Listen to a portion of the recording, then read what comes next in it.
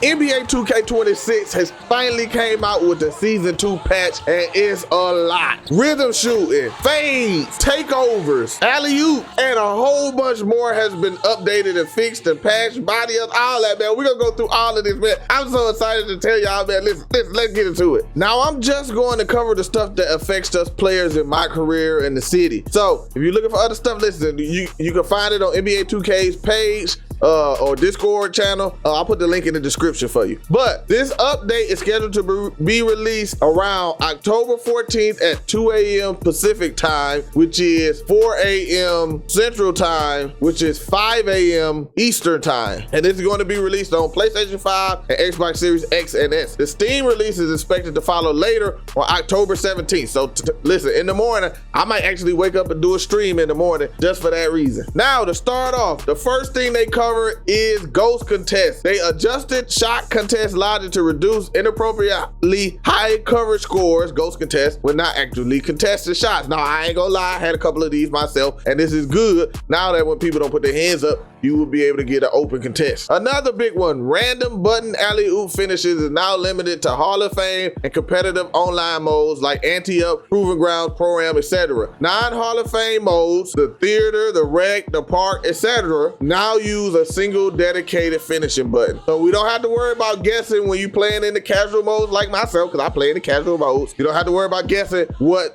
live button you're gonna get, because I messed it up today, actually. I ain't gonna even lie to y'all.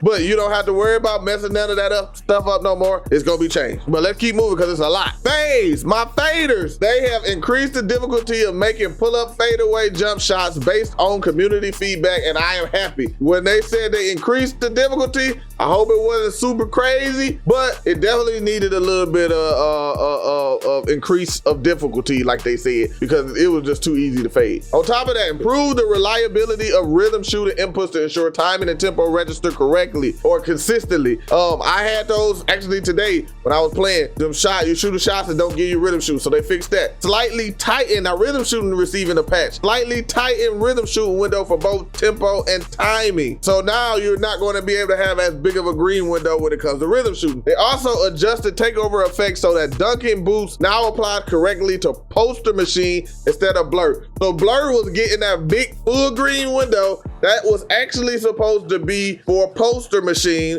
or the posterizer takeover, which I'm gonna start using now that I know that's gonna happen tomorrow. And now, but instead it was on blur. So now it's gonna be correctly set up. So now we'll be able to use poster machine to get that big green automatic dunk. Okay, they added more reliable ball collision detection when dribbling into defenders and doing blitz steal attempts. So hopefully this means people were gonna be losing the ball because people have been dribbling through your body over and over again, and it was so frustrating you couldn't get a steal. And yeah, this might affect me a little bit, but I don't tend to dribble into people with my taller ISO builds. But this is going to be a thing now, so hopefully steals are back too. Now, the normal dribble package, normal behind the back, had animation in there where you had a real good behind the back. I guess that wasn't supposed to be in it. And so now they're changing it so the normal behind the back package won't have that behind the back. A lot of my 7'3", 7'4" use that move just to get enough space to get a shot off, so you won't have the animation no more. So listen, this game is changing like crazy. Let's get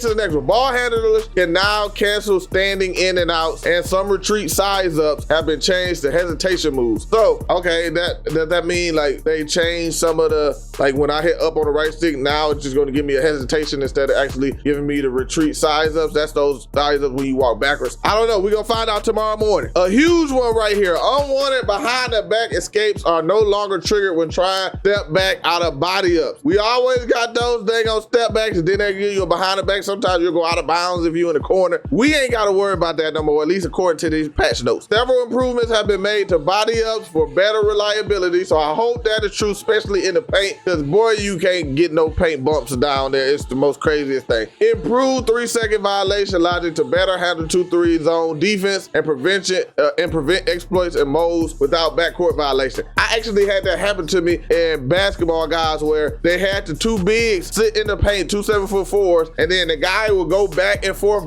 behind backcourt to go run and shoot a fade so they can stay in the position and not get 3 seconds. It's the dumbest thing, but hopefully this is fixed. We don't have to worry about that no more. And then energy levels in 1v1 games are now reset on possession changes. So you don't have to worry about your energy level being low at the end of a possession. progression is just gonna automatically reset to a full bar. Now, for the city game modes, many improvements to stability, visuals, and functionality to enhance the overall experience in the city. We got that. Various fixes to ensure we got it, blah, blah, blah, blah, blah. Win streaks now appear in the post-game sequence for games in the theater. So now your win streaks will pop up in the theater. Your crew rank now appears at the bottom of the crew leaderboard. So listen, I always wanted to know what my crew rank was, but I could never find it because it never showed up on the little leaderboard. It would just bring you back to your crew menu. So now you will be able to see where you rank in all of the crews on NBA 2K26. Fixed the errant message saying the theater was closed, which could appear when attempting to play multiple games in a row. Resolved a user reported hang that could occur when entering the city with a very large friend list. Well, I got one of them, so listen, hopefully that make my phone work better.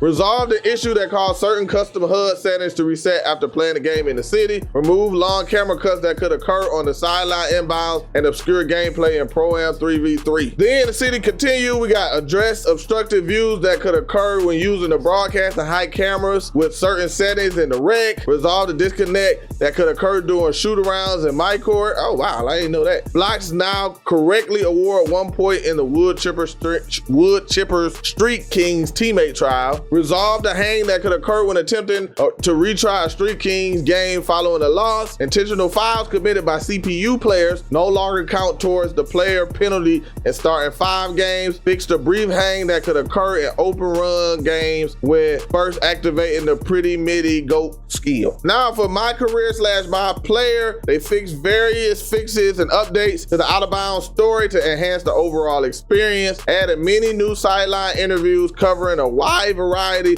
of content and topics in the NBA, which is pretty dope that they updating this stuff throughout the year. Multiple fixes to improve the general quest experience and ensure proper progression and objective completion. Hopefully that happens to the daily spin challenge that sometimes glitches people out and says that they hadn't did their daily challenge when they did. Multiple fixes to improve tracking, objective completion, and rewards earning in challenges. We also got several fixes to the personal goal and postseason storylines in the NBA to ensure proper coverage and progression. We also resolved user-reported issues that prevented shoe endorsement quests from being completed, including after signing with the new brand, which I had that issue happen to me. Fixed the issue where rebirth saves could lose badge progression if badges weren't utilized in games before reaching the designated attribute requirements, which is funny. That's like the badge regression system that they used to have. Resolved a rare user-reported blocker that prevented a text message on the phone from being dismissed, which I never had that one happen to me. Resolved an issue that could cause all-time players on a Dynasty team roster to be replaced in later seasons, which is crazy. Adjusted the GOAT tier evaluation to ensure MP can always reach the top position. Custom takeovers now properly display in the active list when playing NBA games. The Axe Out feature now properly removes MP from the game when used during overtime. So hey, we got some big stuff going. Like I say, phase. How is gameplay going to be affected? Are people still going to be fading left or right? Or is it going to make people play maybe a little more honest, have to actually work? Even though this is one of the easiest games to dribble in out of all the NBA 2Ks, I can say all of them, but it's up there at the top. Hope now people might actually learn how to dribble. Maybe dribble videos can do much, because most people do now is 1-2 speed boost, shoot, or just run across the whole three-point line till they get open enough to shoot the three-pointer from 17 screens. Rhythm shooting is patched too. And listen, I'm a rhythm shooter, the first person ever to use rhythm shooting. I don't care what nobody say. I was at Community Day NBA 2K25.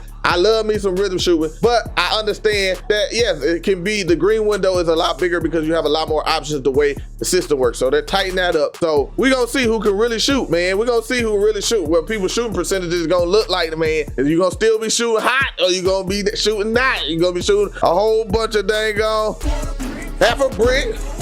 Hey, so hey, appreciate y'all watching the video. Hopefully y'all left a like, man. And listen, we gonna be on tomorrow morning. I'm gonna get up early in the morning so we can go ahead and check these updates and this patch out and see how gameplay is, man. Anyway, I'm gonna holler at y'all later.